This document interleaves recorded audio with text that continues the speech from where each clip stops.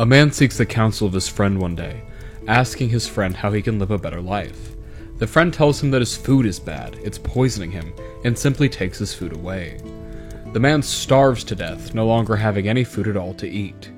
Many heathens are facing a similar situation and a similar starvation, albeit a spiritual one. My name is Gavin, and this is the Heathen Household.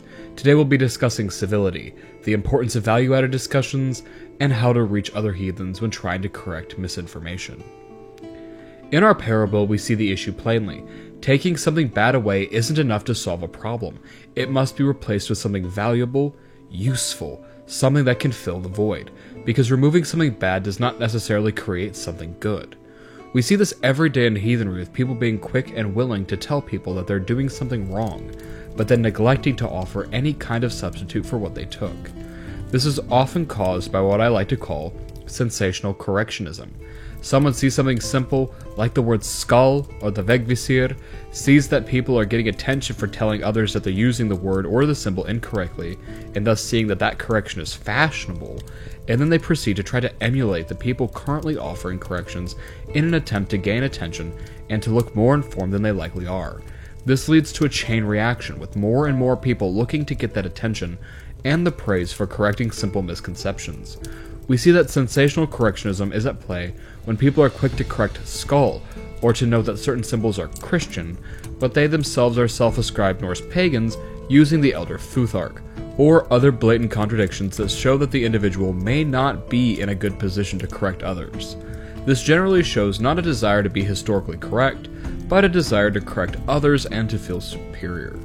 What people who engage in this kind of behavior tend to fail to see is why people use skull as a greeting in the first place, or why people are attached to symbols like the vegvisir in the Egeshjálmar. Hint, it's not necessarily because of Hollywood.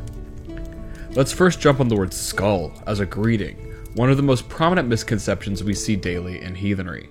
Many use skull as a greeting, believing that because it's used as a word in a toast, that it's linguistically the same as the word cheers, which can be used both in a toast and outside of a toast. The obvious issue here is that skull is a lot closer to bon appetit than it is to the English cheers. It has one context, that context is where it is used, and it's not used outside of that context. People don't greet one another with bon appetit or say thank you with a brisk bon appetit. The phrase, like skull, has one context, where it is used. Now, most people know this. Most people know that skull is used for toasts and not as a simple hello or as a thank you. But why do people use it as if it's like cheers? What's the purpose behind the usage? Simply put, it's about community and a sense of belonging. It's the same reason people use hailsa, even though it simply means to hail, and the correct greeting would be hail xel. People use these phrases because they want to belong. They use them because they feel closer to the community around them. A special greeting for heathens, as it were. Simply trying to take away skull or hailsa from people is unlikely to work because of why they're using these words. Instead, we should offer the correction and substitute what's wrong with what's right.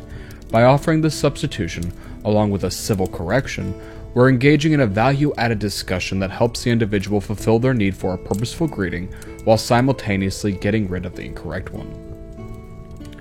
That's easy enough, but what about symbols like the Egeshjálmar and the vegvisir? We can substitute words with other words easily enough, but what about symbols? Once again, we have to look at the why. We have to examine why people feel drawn to these symbols in the first place. People like to use symbols to distinguish themselves from other people and to tell others about who they are.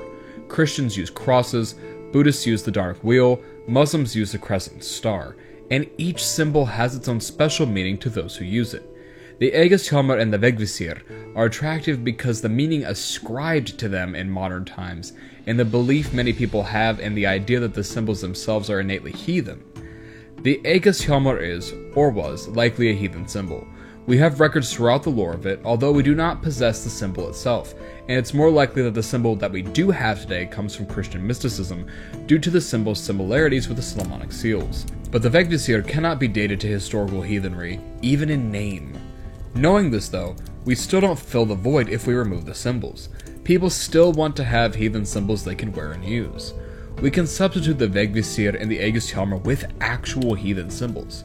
Mjolnir, runes. Instead of using the vegvisir to guide our way, we can use the rune Ræð, or redo, meaning ride, which can be used symbolically for protection along life's journeys. With the Aegis Helmr often being seen as incorrectly a symbol of protection, the easiest substitute there is Mjolnir, as Thor himself is called the warder of man, and Mjolnir is often called upon and used to bless things and hallow things. By offering these substitutions for words and symbols, we're satisfying the niche they're currently occupying, and simultaneously working their incorrect usage out of heathenry. This leads us to the next portion of this video, civility. There are many ways to go about offering a substitution and a correction, but there is really only one right way, civilly. No one likes to be condescended to. No one likes to be made to feel inferior or stupid, and the natural human inclination to being made to feel inferior is to respond defensively. This is true whether one is wrong or right. It makes really no difference. If we want to make a change, we have to be willing to be open, cordial, and patient. That is how people are connected with, reached, and how their minds get changed. There is no substitute for civility, because at the end of the day, people are going to do what they want to do, regardless of historicity, and so it is a matter of convincing people to follow what's historically correct, not a matter of bludgeoning new heathens into doing this or that. Not only is bludgeoning usually completely ineffective, it pushes people away from wanting to learn and grow as heathens. It creates a hostile environment where community building, theological discussion, growth, and harmony become impossible. We can't reach everyone all the time. Some people will refuse to accept honest and well-meaning corrections, regardless of how much historical information we give. But that's not a reason to treat every single person who has a misconception as if they're going to be belligerent, because most people won't be.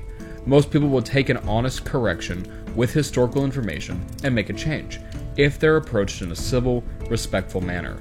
We can berate or we can educate, but we simply cannot do both. Everyone should remember that we all come from knowing nothing. We all started somewhere, every single one of us. And at the starting point, we too were completely ignorant about heathenry.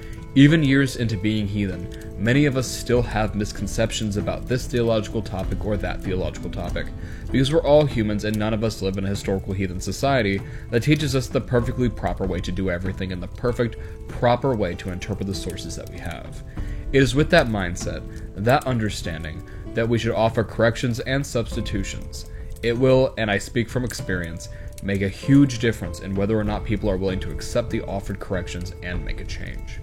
Well, thank you everybody for sitting with me today. My name is Gavin. We hope we've given you something to think about, and from our heathen household to yours, we're wishing you a wonderful day.